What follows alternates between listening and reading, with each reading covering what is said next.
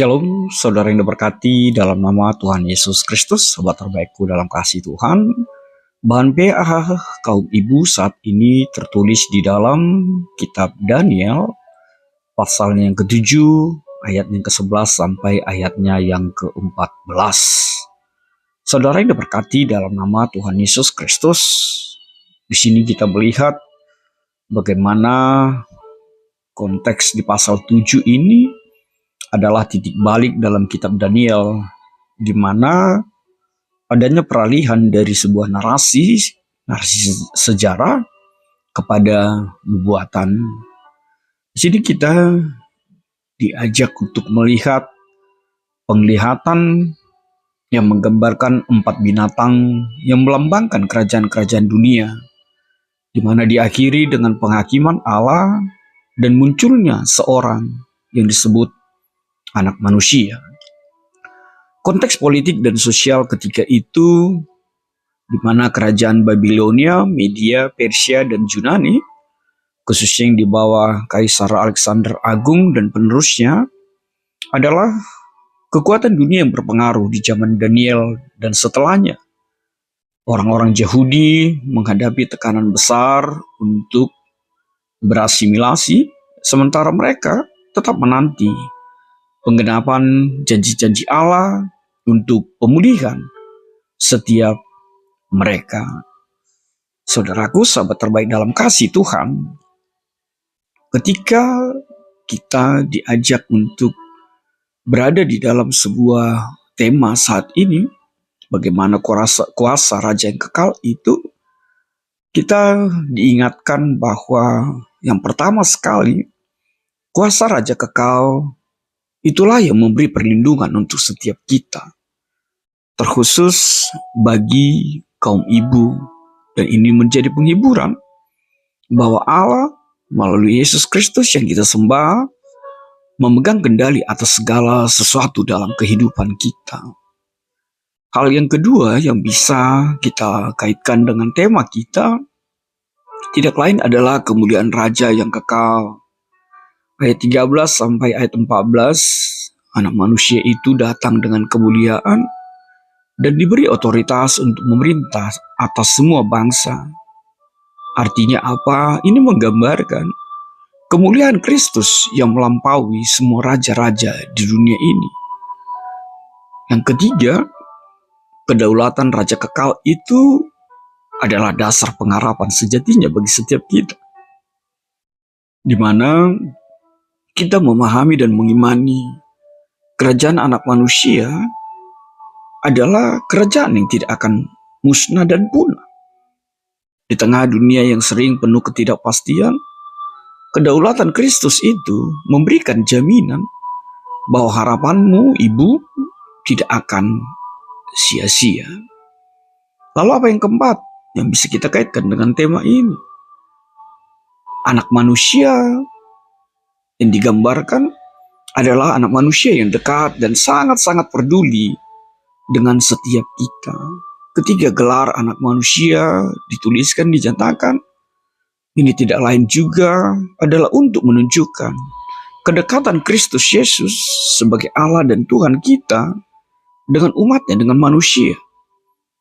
Kedekatan itu mengartikan bahwa Tuhan kita memahami kelemahan dan mengetahui setiap pergumulan kita. Bahkan hanya di dalamnya lah kita memperoleh keselamatan sejatinya.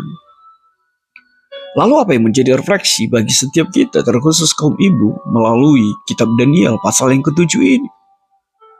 Refleksi yang pertama tidak lain adalah kebergantungan pada kuasa Allah yang kekal. Kaum ibu dalam menghadapi tanggung jawab yang berat sebagai seorang ibu, seperti mendidik anak-anakmu, menopang keluarga, atau bahkan berjuang menghadapi tantangan ekonomi, kaum ibu saat ini diingatkan untuk tetaplah bersandar pada kuasa Allah yang tidak terbatas itu. Saat engkau merasa lelah, saat engkau kewalahan, ingatlah, Kristus Yesuslah Raja yang berkuasa atas segala situasi.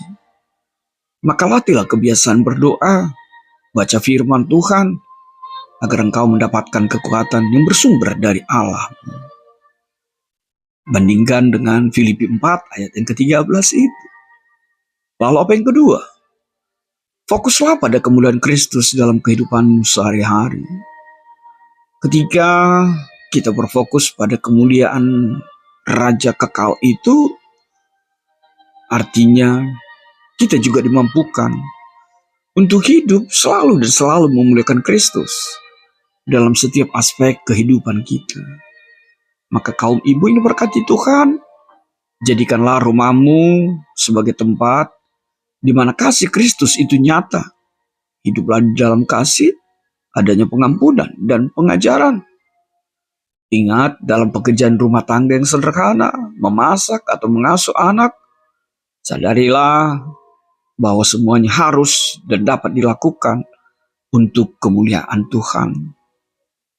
Lalu apa yang ketiga? Refleksi yang ketiga, milikilah pengharapan yang kokoh di dalam Yesus.